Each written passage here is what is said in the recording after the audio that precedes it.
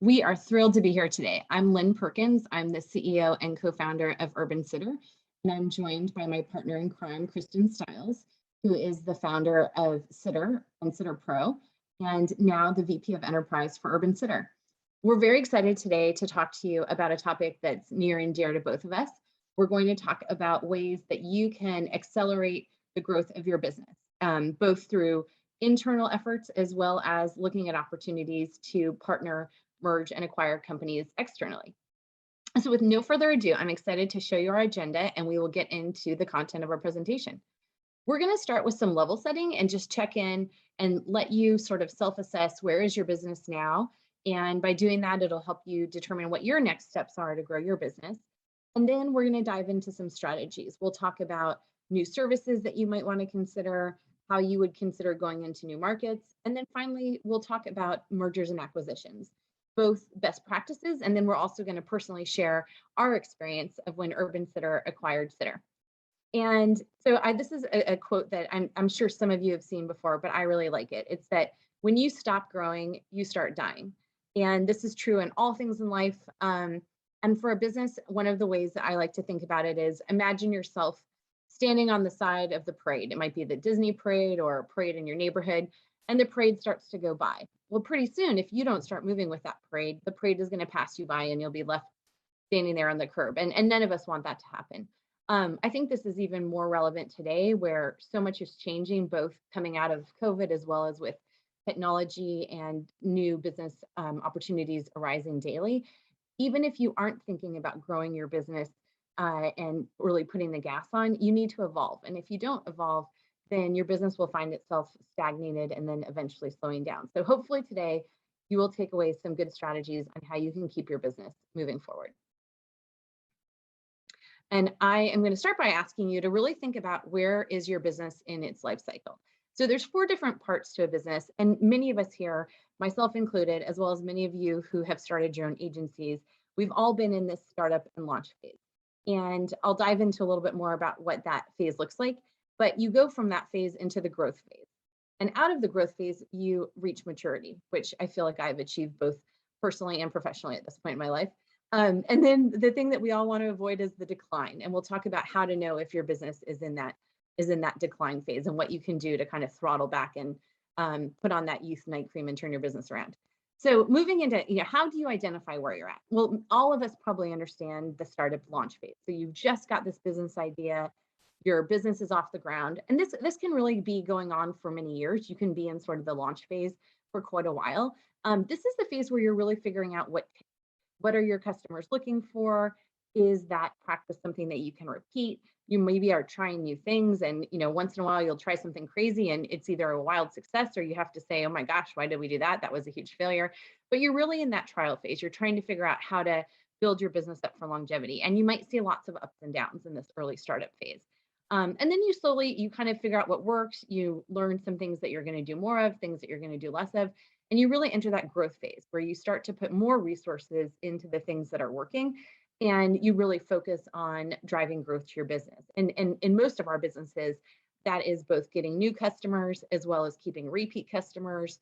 Maybe you've figured out one additional service that you can offer to them, but you're really seeing your top line grow. You probably have hired a couple of people at that point, and things are really starting to tick.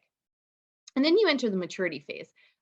Or as Kristen and I like to say, this is the phase where maybe you take the first vacation that you've had in a long time. So you're at the point where your business is kind of, maybe it's not running on autopilot, but the ups and downs are coming less frequently. And you're able to actually start to see the fruits of all your labor in the early years. Things are working smoothly and things are kind of steady. You might not be seeing the extreme growth that you saw earlier, but you kind of have dependable revenue. And if your business has some seasonality, you don't freak out, you know that it's going to come and go, but you're kind of running, again, it's kind of steady. But it's not ho-hum, because when you hit ho-hum, that's when you start to enter the decline phase. And this is really when you recognize that you aren't getting as many new customers, your old customers are not coming back as frequently, or maybe you're starting to see your growth decline quarter over quarter. I would say there's one major exception to this, and that is COVID. I know all of us that are watching this presentation had our businesses deeply impacted by the pandemic, and many of us are still feeling it. So I would number one, I would think of that as an exception. But number two, I really look at it as an opportunity as we're coming out of it to think about, okay, now that things are starting to tick again, what do we want to keep that we used to do, and what do we want to change and do better as our businesses start to hit growth again? And so this, I think, the timing of this presentation is ideal because many of us are probably thinking about the ways that we want to grow our business as we head into 2022. And then on that note, I'm actually going to turn it over to Kristen, who's going to talk to you a little bit about the initial phases of growth. Oh, well, actually, before that, there are some other factors that you should consider. So number one, growth does take time, money, and you need to keep in mind your mental health and well-being. So on the time front, growth takes time. It takes time to test new things. So back to the early days when you were starting your business, there's components of growth that are very similar to that, where you're probably testing things. You need to put a new product or service out there and give it time to germinate and see how it does. Oftentimes you'll try something and it doesn't work, so you have to find the time to try something else. And then growth takes money. And in many cases, you're actually investing in things, whether that's new technology for your business, or maybe you're trying a new way to advertise to accelerate your growth. Money and time are kind of the two main components of the growth factor. And sometimes you can throw more money at the situation to decrease the amount of time, but that doesn't always work. And I would actually caution you not to think about that too heavily, because you really want to be able to thoroughly test the ideas that you're looking at when you're growing your business. So yes, money can definitely be helpful, but I wouldn't recommend just throwing money at the problem to try to save time and get your business to grow faster. And then finally is just your well-being. I know most of us here are either business owners or we're part of a small business, and growth takes a lot of time, and it takes time away from your day-to-day responsibilities. I think if there were one thing, if we were all sitting around having a glass of wine or coffee right now, one of the things that we would all agree upon as business principles is that oftentimes our biggest complaint is that we don't have time to think about strategy. I can't tell you how often I'm with a CEO of another business, and if I say, what's the one thing you wish you had? They'll say, I wish I had more time to think about my business growth or strategy. And so you do have to also keep in mind that growth takes a lot of manpower and it takes a lot out of you. It can be taxing, especially if you're trying to figure out how to accelerate your business and keep the day-to-day running. So just be prepared when you've decided that you really want to double down and grow your business more. Make sure that you've got the bandwidth to do it. Know that it's going to take a little bit of time, and definitely money helps, but I wouldn't look at that as sort of the be all solution for achieving growth. And now I really will kick it over to Kristen to talk about growth. Kristen, do you want to talk about the pre-work that people should consider as they think about growing their business? Yeah, sure. So once you've done kind of a high level assessment of your personal situation, the time you have, the money, and the energy, you'll want to do some pre-work. So you always want to start with the customer. Look out before you look in, because they're the crux of your entire business. And don't forget, you have two customers, families and nannies. So it's important to look at both of them. You want to review your customer metrics. So what's your customer satisfaction? Do customers come to you, or do you have to buy them? What percentage of your families are repeat customers? And what's the churn rate of your customers? So is their lifetime value long? Do they come and use you once and then leave? You really want to make sure before you look at accelerated growth that you've got an established good repeat customer base. You can do a survey, which is really helpful to get thoughts from your customers, and conduct empathy interviews. I love empathy interviews with both sets of customers. And you want to get both views. You want to get the views of parent promoters, so people who love you, but you also want to get the views of those who left you as well. So why did they leave, and what can you do differently to keep more people in the future? Prepare a standard set of questions if you're going to do the empathy interviews. That way you kind of get the similar answers and do a lot more listening than you do talking. This is for you to listen to what's working, what's not working, so that you can apply it to your growth strategy. Next, you're going to want to go broad. So do your market research. So you can build on market trends. Where is the industry going? Stay connected to organizations and blogs. AppNet is a fabulous start. But also, stay in touch with the news and articles, not just about business, but also just about families. What are they dealing with? What are they facing? And nannies, what is the labor market doing right now? And then, go deep. We talked about your customer metrics, but you also want to review your other metrics of your business. So what's your financial position? What's your projected revenue for the next 6 months? As Lynn mentioned, growth takes time, not just, actual work time from you, but it also takes time to build a new customer base. So do you have enough money, and will you have enough money over the next 6 months to sustain your growth period? What are your current operational costs? Are they as slim as you can get them so that you have more money to devote to growth? And what is your current job fulfillment rate? Are your caregivers getting the jobs they need? Are your parents getting the caregivers they need? And then assess your own capabilities. And this is a really honest assessment. So do a SWOT analysis. If you aren't familiar with the SWOT analysis, you can Google it, and there are some great resources out there. But you want to really look at your strengths, your weaknesses, your opportunities, and the threats that you're currently facing. So what do you do well? What do you need to improve? This is not the time for rose-colored glasses. This is the time to take a very unbiased look at your business, and that'll set the foundation for growth. So growing is simply defined as the process of increasing in size. You can grow in different ways and at different rates. You could be a cottonwood tree and grow 6 to 12 feet a year, or you could be a pine tree and grow a foot in the same year. Either way, you're growing, and that's really the point, so that you don't find yourself in that decline stage of your business. So let's take a look at the different ways that you can grow.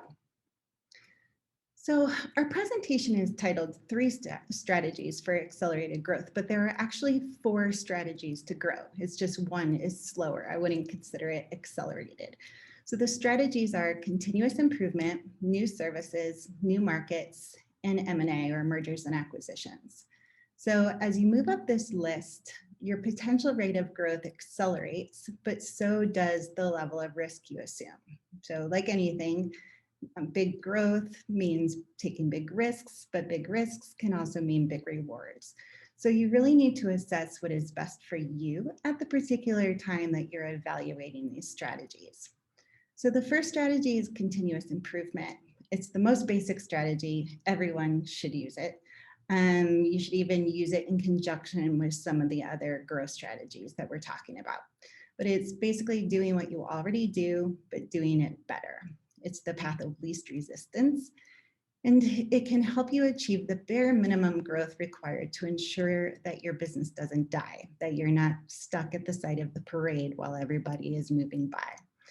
If you're always looking for opportunities to improve your current services and better serve your existing customers, then you won't get left behind. You might not grow as fast as some of these other paths we'll talk about, but you'll at least be growing, and that's the most important thing. So the second path, or the first accelerated path, is new services.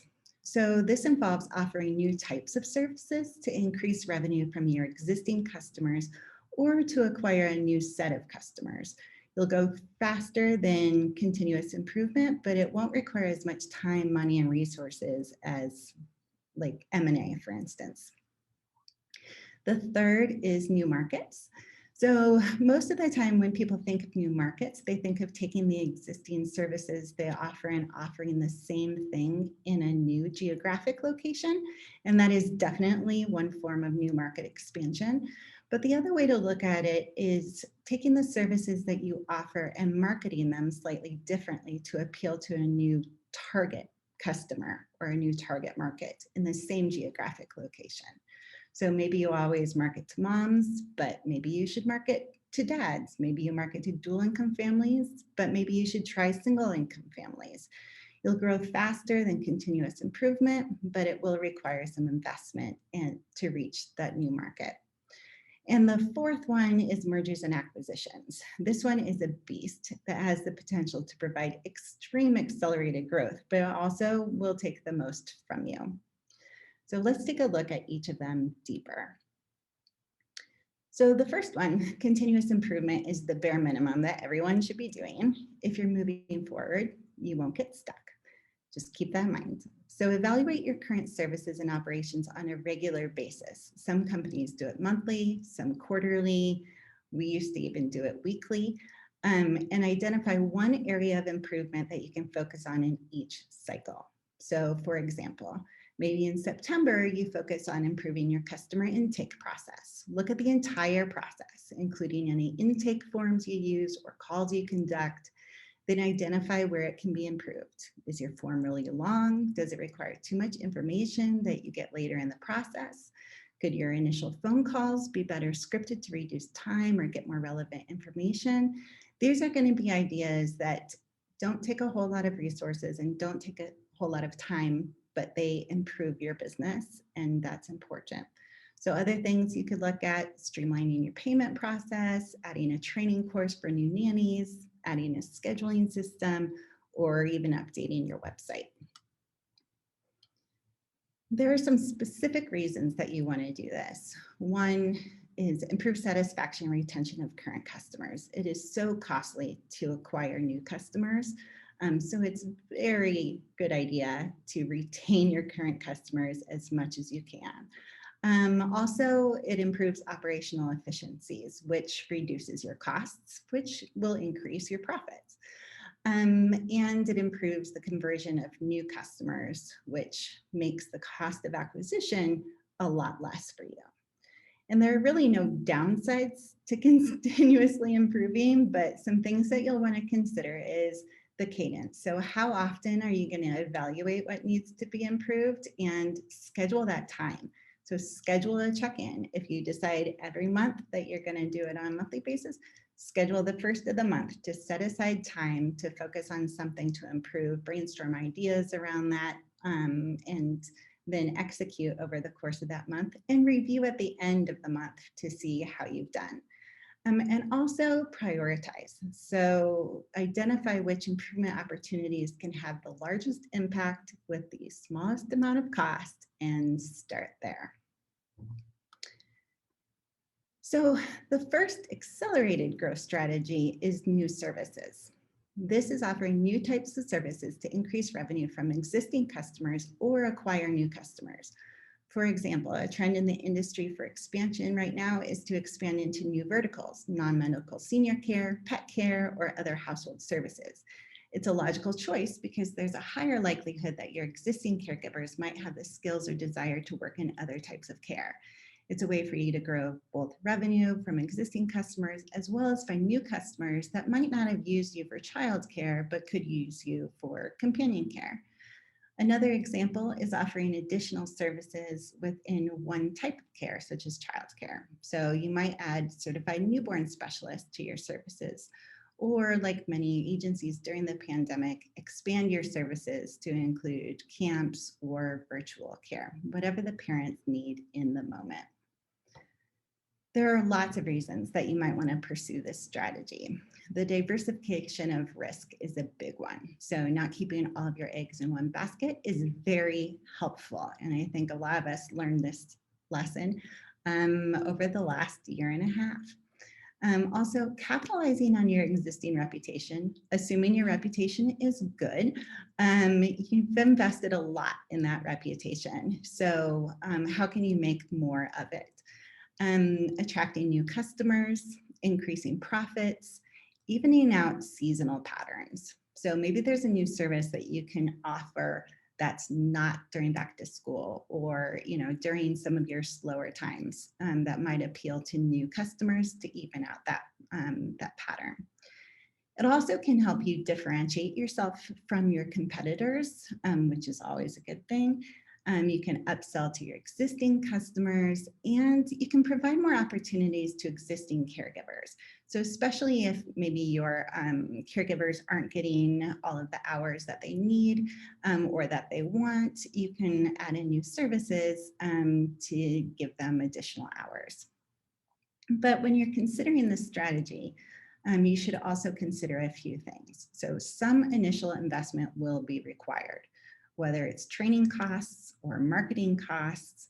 There's always an opportunity cost of your time. So you could spend an hour working on this new service, or you can spend an hour servicing your existing customers. What is the cost of your time? Brand alignment. So are the new services in line with your existing brand?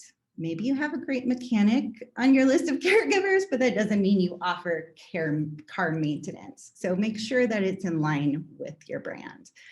Experience and knowledge. Does your staff, do your caregivers have experience or knowledge of the new services?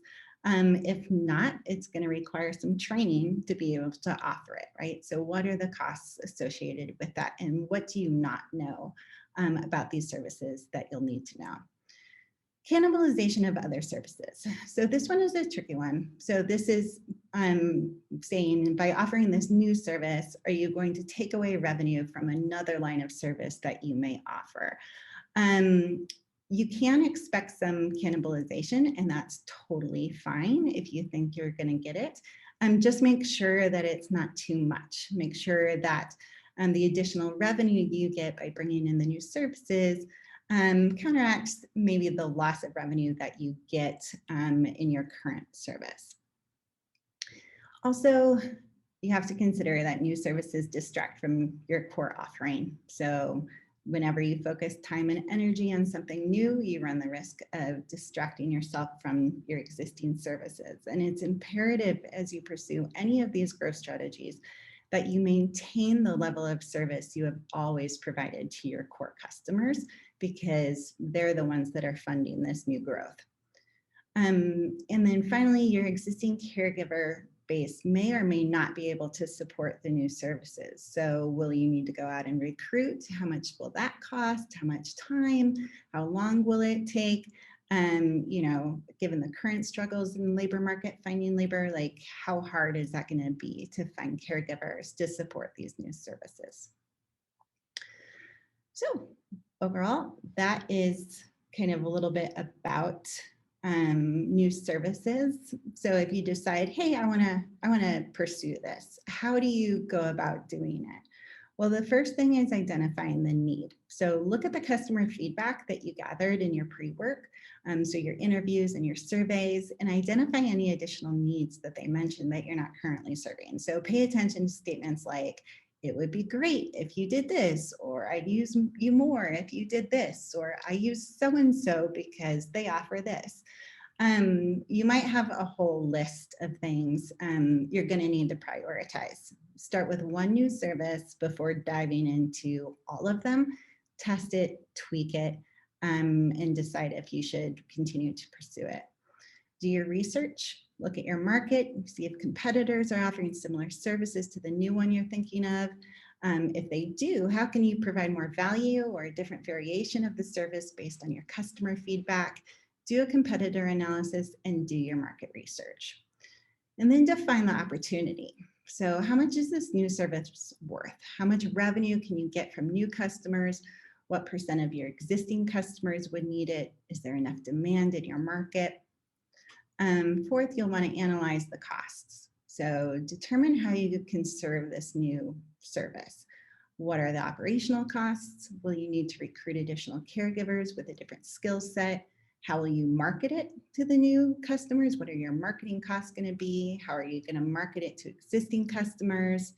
Overall, you're trying to uncover all your operational and marketing costs that are going to be required to set up and maintain this, this new service.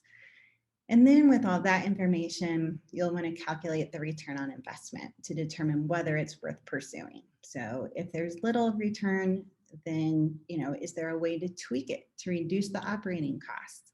You could also look at ways to increase the opportunity value. So offering a higher price or, expanding the target market. But when you're looking at new services or new markets for that matter, you always have the most control over your operating costs. So I always prefer to start with the costs when trying to improve ROI and see how I can make it more operationally efficient with systems or new processes. So that is new services. The second strategy for accelerated growth is new market expansion. So this is selling the same service to new geographic or target markets in order to reach new customers. So maybe you want to expand to New York from San Francisco, or maybe you want to try out a new niche market, such as doctors or lawyers. One of the bigger trends in the industry is marketing your childcare services to business as a corporate benefit. So it's pretty easy to understand why companies can pay more than consumers. So why not target companies?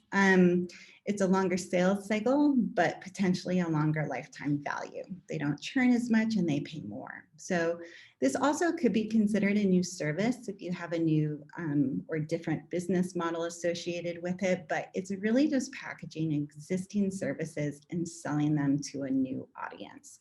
A lot of you work with bigger companies to provide childcare, like through a corporate care benefit in more of a subcontractor type arrangement, and that's great. You can also market to companies directly if your contract doesn't limit it or if you're on your own. So some of the reasons you might want to look at new markets is to acquire new customers, to increase revenue. So maybe you've tapped out your target markets in your current location and you want to try out new markets. You're an expert in what you do and you just need a bigger audience to increase your revenue. And maybe you have a direct connection with another market. Maybe you moved and you say, hey, I can do this in this new market, or maybe your business partner moved, something like that.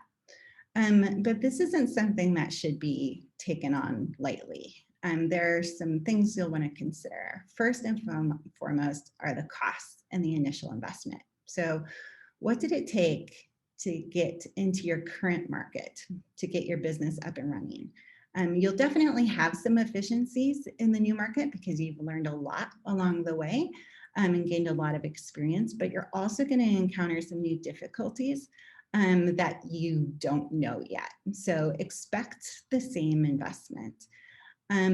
Knowledge of new market. So do you know much about New York if you live in San Francisco? Do you have connections there? You definitely want to have an existing knowledge of the market or some deep connection to it before you expand into it. Think about the team required for maintaining the existing market as well as setting up a new market. How will you manage it? Will you have someone on the ground? And then, as always, make sure that you're not hurting your current market. So we don't want the revenue to slide in the existing market while you're expanding into the new one. Also take a look at your processes. So are your current processes replicable? Can you easily, put them into the new market and have them start working? Are they smooth and efficient? If not, then you might want to work on those first using the continuous improvement cycles before expanding, because you'll get the most efficiencies if you have good current processes and systems in place. And then finally, opportunity and competition. So how much competition is in the new market? So if you want to expand into a new market, how do you do it? Well, first is you identify the potential markets. So one of the things a lot of you do vacation kind of services to people vacationing. Do they come from a particular location? Like, do you have a lot of people who come from New York to San Francisco or to Boston from San Francisco?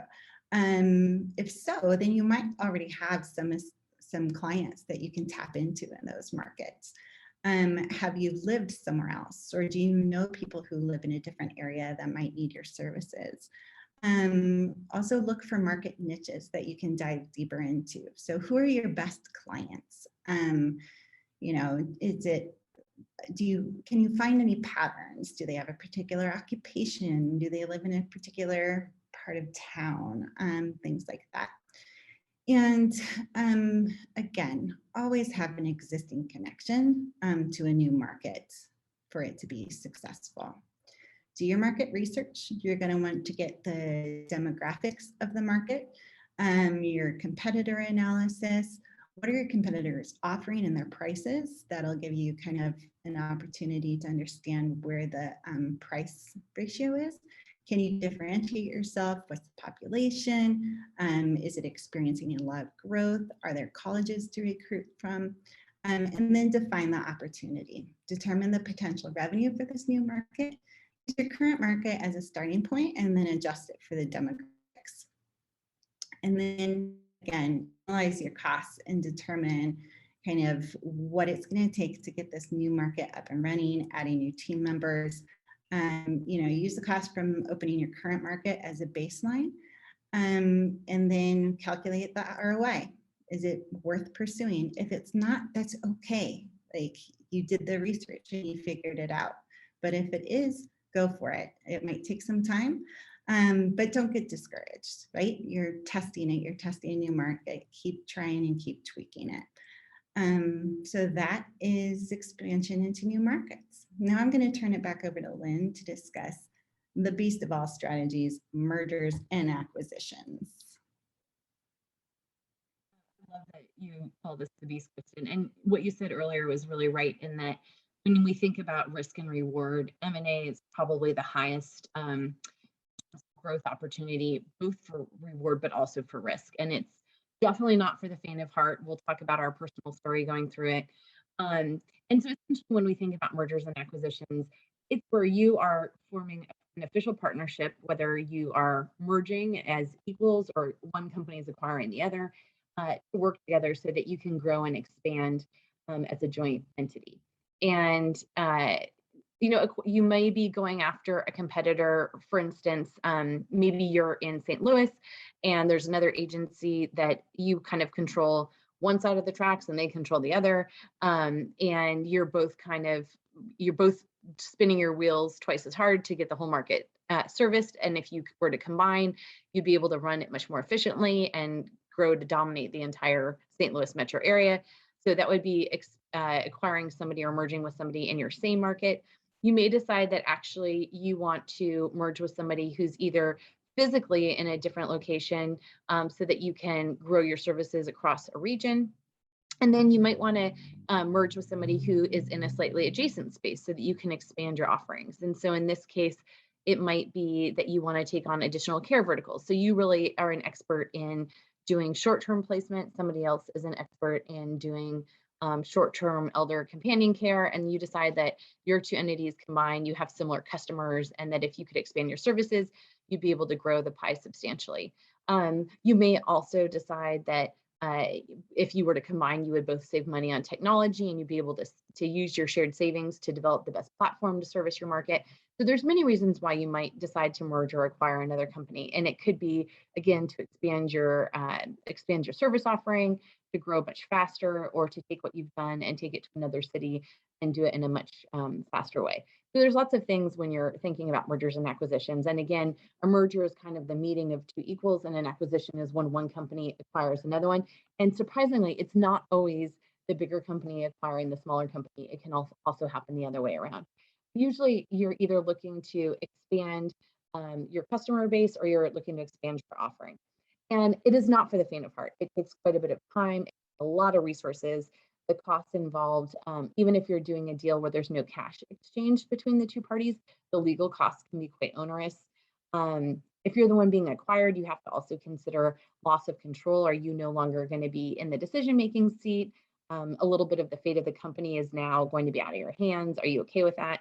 And then finally, I think one thing that's often overlooked is you need to consider cultural integration. So I know many of us have businesses that deal with parents of infants, and you may have a parent come to you and say, "Oh, I'm an attachment parent. I want to have a nanny or a care provider that really is focused on when my baby has a need, they're going to adjust to it.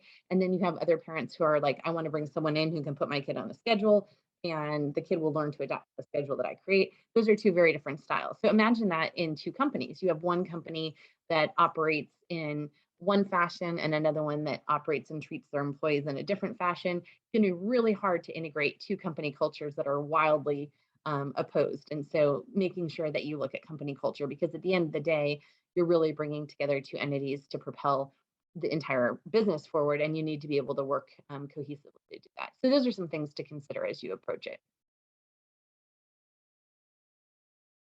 So the process of M&A, this is a very detailed slide. I won't go into all of it, but I thought I'd try to give you sort of the ABCs, like the step-by-step of what it looks like.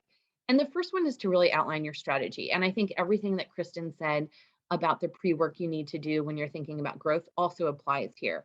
You need to outline and prioritize your criteria. So again, are you looking to actually go into another city to grow your business? Are you looking to offer an adjacent service?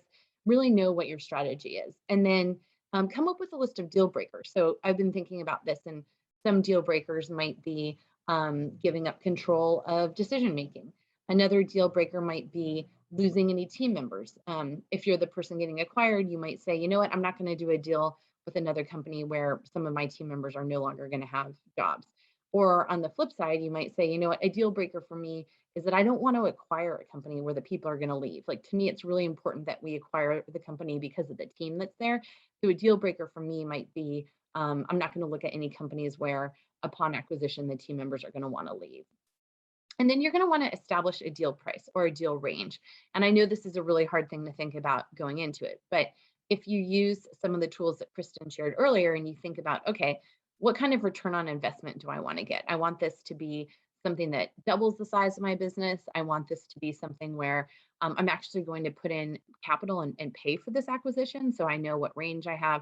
But in your mind, you need to know, how much of your company ownership are you willing to give up for this other entity, or how much money are you willing to spend? And I think that's really a key thing to know going into it. It's similar, like when you go car shopping, you don't just show up on the lot and have a wide open range. You kind of know what you're willing to spend, and that really helps you focus in on all the cars on the lot, so you're not just kind of going into it willy-nilly. And then you want to start the search. And so you want to create a list of possibilities, whether this is by region or by vertical. So my St. Louis example, you might want to say, hey, let's make a list of all of the agencies that are within St. Louis that offer services that we'd like to be offering. And that might help you come up with your list. Or you might say, you know what, we're wide open. We'll do a deal with anybody in the Southeast as long as they offer these three core services. But whatever kind of cut you're taking, look and see, okay, who fits this model of what I'm looking for? And make sure you spend a really thorough time going through and analyzing the companies that are out there. And in some cases, it might be that the company that you want to end up acquiring is actually, maybe they're not as established as you are, but they have figured out how to do something differently, whether they have a great technology platform or you're just hearing more buzz about them because they're offering something slightly different. But really, come up with all the list of possibilities. And then you're going to do some behind the scenes research to narrow it down. And I started to allude to that. Look and see reputationally what these businesses are like. Look online to see what kind of reviews they get. Do as much research as you can about the people that work there. And you may find some, early on, even up with public information, you may find some either skeletons in the closet or deal breakers that help you narrow down that list. Okay, then now it gets to the fun part. So you have your list, you've got your 8 companies that you're interested in, and now is where the dating begins. You need to reach out and set up that first date with this company to see if there is a fit there. So the first thing you want to do is you'll want to reach out to the company, explain why you're contacting them. In many cases, these are going to be companies that you already know people there. So you've met them, whether it's at a conference or you've met them because you're in the same city but adjacent markets and you've met them at a business lunch. Chances are, I would guess that 60%, 70% of the companies that are going to be on your list will be ones where you've met the founder or the business owner before.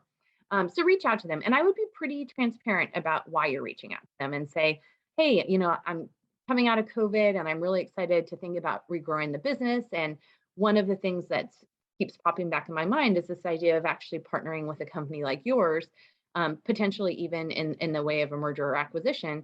And I'd love to just get together for coffee or lunch and run some ideas by you and see if there might be a fit. I would definitely recommend, even if it's somebody you know, when you've stated that this is why you want to get together with them, I think both companies will feel more comfortable if you have a non-disclosure agreement. And for those of you that aren't familiar with that, it's a document that essentially says, I'm going to share with you some information that's very valuable to my business that I wouldn't want shared or used otherwise. And you are going to do the same for me. And so we're going to sign this agreement, which says that outside of these conversations and outside of the purpose of potentially working together, we're not going to disclose this information. Or if you come to me and you tell me everything that you're building on the back end of your website to increase the conversion on the intake form, then I'm not going to turn around and go and use that information. And it's hard. There's some stuff that you're going to be hesitant to share, but what I will say is that if you start this first conversation and you have that document in place, you'll be able to get to the more meat of the conversation faster if you can start disclosing some of that key information. And I, as the person who's reached out to you, I want to come into that meeting with you having set up some initial due diligence. I want to know everything I can publicly about your business. I want to know roughly how large you are. There may be things on your website that lead me to have questions about your business. And so in this first conversation, we're really going to get to know each other's businesses, and we probably each are going to leave the meeting with a list of follow-up questions. You may also leave the meeting and decide, you know what, not the right fit for us, or it was a great conversation, but it's just not the right time for us to be working together. And that's a really common sentiment for both sides to have. It's similar again to dating. I hate to use that analogy, but so much of it is about the timing. And so not only do you have this list of criteria that you're both looking for, but you also want to make sure that the timing is right, because it could be that for one party, they're just not in a position. They just started undertaking a big project and they really don't want to have their attention diverted, or they just refinanced a new office space, whatever it might be. That doesn't mean that the deal will never happen. You definitely may stay in touch, or you may decide that you're really gung ho to acquire someone and that's no longer a candidate. But that initial conversation and some of the follow up questions will really help you figure out if it's worth having a more meatier discussion. Let's say it is. Let's say that you both agree, like, hey, this is pretty interesting. At that point, you're going to share more specific information with each other. I might start sharing with you just really high level projections of where our business is going. I'm not going to be giving you our P&L and all of our details, but I'm going to kind of tell you, hey, this year we think we're going to do XXX thousand in revenue. And you might tell me the same, and we might talk about what our biggest expenses are. And this is where we might start sketching out some of our operational savings. Like, hey, if we work together, we can narrow down our payment provider, and we can start realigning our headcount so that we can have the 3 people that we've always wanted to focus more on sales. We'll actually have the bandwidth to do that now that we have your team doing customer support. You can really start to feel where the synergies are. At that point in time, you're probably pretty serious about each other if this is still a discussion that's happening. And so as the company if you're acquiring somebody, as the company who's doing the acquiring, I'm going to issue you a letter of intent. It's not a deal. It's not the actual deal that we're both going to sign, but it says, dear XYZ, upon all of our meetings together, I think it makes sense for us to pursue acquiring you. Here's roughly what I'm proposing. I'm proposing that you would have 40% ownership of my company. We would bring your whole team on board as employees. We will together pursue this. It's just going to be a really high level letter. And this is something that an attorney will draft for you, but it contains kind of the key components of what your discussion should talk about, which is the price, the timing of getting the deal done, how it's going to be structured. It's by no means binding. This is just essentially saying, hey, we're getting serious. If this, again, back to my dating analogy, this is where you take yourself off of the dating app for a little while and say, I'm no longer going to be dating other people because I'm going to actually pursue just you for a while. And this is where you do start divulging more stuff. So I, as the company that's looking to acquire you, will ask to see your financials. If you're the company being acquired, you can also ask to see the financials of the company that's acquiring you. You want to make sure that you're going into a steady situation. We'll talk about our sales. Again, you may not want to disclose the names of some of your biggest families and contracts if you work with businesses, but you will want to share some of those contracts and you can block out some of the key information. But at this point, we're getting to know each other pretty well, and you're willing to share with me the ins and outs of your business, and you should be asking me, the acquirer, the same thing. We're going to start talking about employment agreements. We're going to talk about, hey, you've got a team of 5. I want to bring everybody over. This is what I'm going to offer them.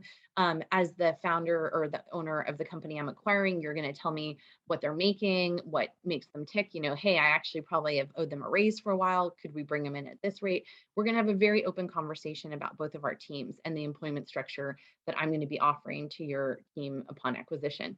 And again, all of this, I keep saying but really both of us are working with attorneys as well. And so this is where I do want to I'm going to reiterate this again. This can be a very costly process. And the more upfront you are and the more information you share with each other early on, it will definitely help you save legal costs, because you will be, you will have gotten through some of the weeds and into the details with each other earlier on. And the more that you hold back early in the process, going to make it more expensive for the attorneys and for both of us to dig, and our accountants to dig through all the financials. And then I'm going to want to know, do you have any outstanding litigation? That care provider from 4 years ago who filed that ridiculous lawsuit, I need to know about it. Chances are we're both going to roll our eyes together and say like, oh, we've all had one of those. But we need to share that information. And you also need to ask if I'm involved in any litigation or if I have anything that's happened previously. And again, chances are it's probably all fine, but this is the time to reveal all of that, because what you don't want to have happen is a deal gets done and you haven't revealed something about your business, or I haven't shared with you pertinent information about mine. Number one, it creates disgust. Number two, it potentially uh, breaks the deal that we do. There's probably some clause in there that says that we've disclosed everything that's substantial to our business operations. And so you want to be really forthcoming with all that information. And then we're going to share our assets. And this can be everything from the amount of cash that we both have in the bank to the office space that we have, any sort of debt that we have on our businesses or any lines of credit. We need to be very forthcoming. And so essentially what we're doing is we're each creating an open portfolio of all of the things of the ins and outs of our businesses, so that when we merge them, we understand what we have to work with. And then this is unfortunately at the bottom part of my slide, because I really feel like it should be at the top. During this whole process, we want to make sure that our teams are a good fit. Your head of sitter recruiting should be meeting my head of sitter recruiting. We should be understanding, hey, what's your company culture like? Do people work from home? Are you going to keep working remotely? What kind of fun traditions do you have? Like, let's really get a sense for what makes our teams tick. Because if we're, again, back to the 2 parenting styles, like we all know that those 2 parents, the structured parent and the let the baby rule the world parent, are not going to do well in a nanny share situation. Well, we are also not going to do well if our teams are very different and they're motivated very differently. And this is everything from how do you give bonuses to how much information do you normally share with your team? What kind of skills does your team have?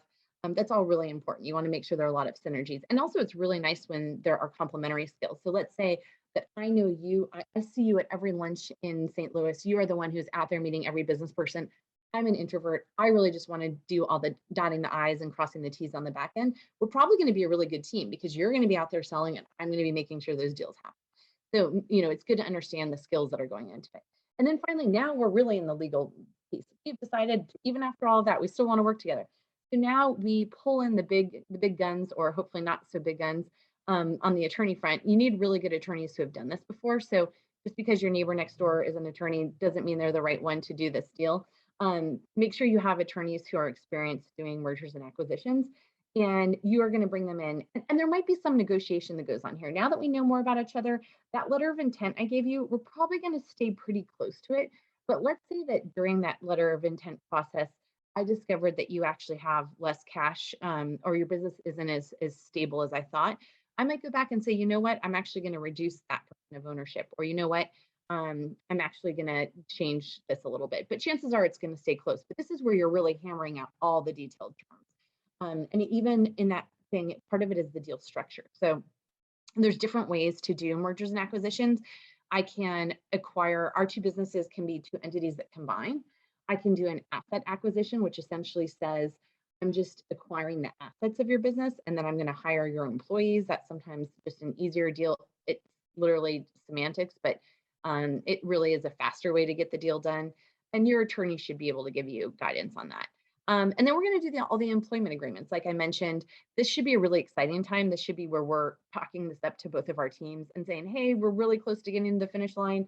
I should, as I'm talking about this point, it makes me think about the rest of your team? Like, how much do you tell your other employees that you're in this process of potentially merging with another company? I think this is really a personal choice, and it really depends on how you as a company operate day to day. If your employees know everything about your business and you're in a small space, they're probably going to hear that this is going on. I guess my one piece of advice would be that oftentimes people get nervous or distracted when they know their company is about to go through a merger. And you just want to make sure that people understand, like, hey, there's a chance this doesn't go through. This doesn't have us take our eye off the ball on what we're doing day to day right now. I think you can be really candid with people, but what you don't want to have happen is you don't want to either get people so excited and then somehow the deal falls through and it takes a long time to get people's momentum back. And you also don't want to keep them totally in the dark. So when this happens, it's a big surprise. I think there's probably some good middle ground, and it really depends on your company culture. And then you'll get to the closing, and you'll be so tired when you get to the closing that everyone around you will want to celebrate, and you'll just be too tired. No, really, it is an exciting time. This is where the deal is officially signed. You are now merged with this other company, and you get the fun process of starting the implementation of bringing your two businesses together. And I think, to say that implementation happens last, like, yes, it technically starts when the deal closes, but you and the company you're merging or acquiring should really have started to talk about implementation as part of your strategy earlier in the conversations. Like, okay, so you focus on elder care, I focus on childcare. Do we want to merge our services right away? Should we kind of go independently but cross market each other for a while? Like, you really need to kind of establish before the deal is done how you're going to start merging together. And it may be a process that takes 2 weeks to do. It may be a process where you actually, over 3 years, you implement a merge strategy.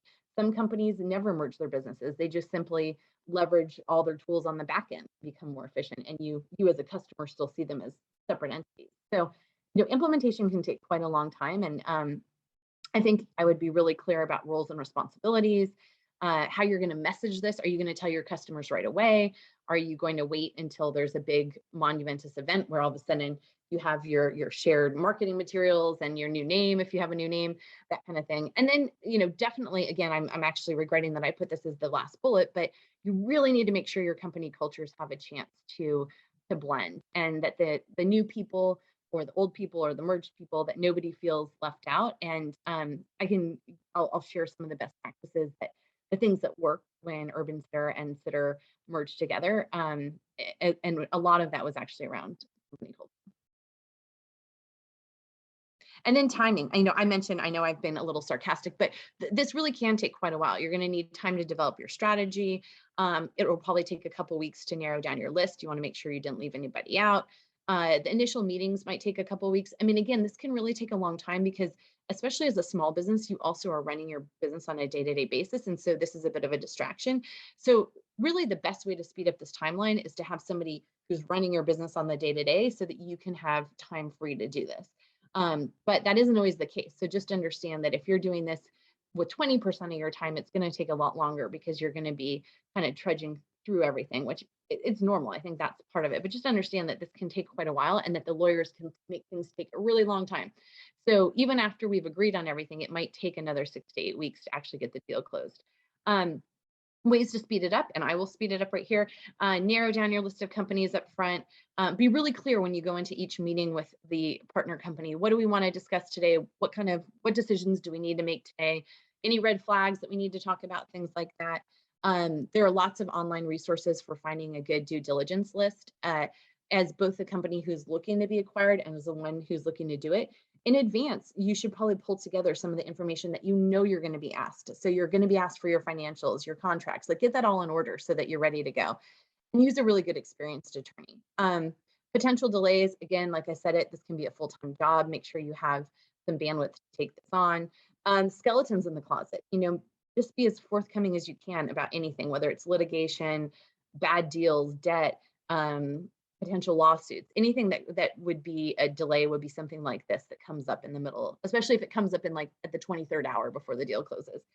And my final note is, if it feels hard now, and yes, this whole process is hard, especially because it's not one that many of us have done before, but if it feels hard, meaning like, oh, I have that pit in my stomach feeling, it's not going to get any easier. And so if you and the other entity are kind of butting heads during this process, I'll just tell you that working together is not going to be easier. So if it feels really hard now, like, go take a walk around the block and check yourself and say, is this really the deal I want to be doing? And then finally, okay, the fun stuff. So I know we only have a couple minutes left, but I thought it would be fun for Kristen and I to share some of our learnings from our merger together. And what I'll start with is just that it was apparent from the very first meeting that we had together. So I'll go down to timeline, but in October of the right before the year we did our merger, we actually met, and it was very apparent that Kristen's team, so two of her team members were in the Bay Area. We got together. It was very clear from the get-go that we have a shared vision and passion for this category, for childcare and in-home services. And I know that sounds like a real obvious one, but what you don't want to do is acquire the business owner who's burned out and is looking at you. Like, if you really want that team, you want to make sure that you're acquiring a team that's also still excited about the category. It was clear that we both had very shared visions for this category, and we were both passionate about making it better for families and for care providers. And then one of the things that was really nice is that we had always thought at UrbanSitter, like, there's this whole care spectrum, and we only cover a very, very small part of it. And what was great about working with Sitter is that we knew that they were an adjacent service. They were taking on a different angle in the same category, one that we thought was very important. Like, we think that we firmly believe that agencies and marketplace businesses and word of mouth and all the other sorts of ways you find care are all always going to exist. And so the fact that Sitter was really focused on helping agencies grow their businesses, it was something we always thought, yeah, there is always going to be a need for that. And this is something we're not the experts on. And we like that that was a big piece of their business. And so by uniting and leveraging both of our expertises in our little niche areas, we knew that we could get much further together. And then probably, again, this one should be at the top, team alignment. So not only did our teams get along, but we actually, each company had core values, and some of our core values actually overlapped, which to me was just like a good sign. And we have very similar approaches to operating our businesses. Kristen and I are both very transparent with our companies in terms of where we are financially, goals, things like that. The way we even have weekly company meetings and very honest retros with our teams on what's going well, what's not going well.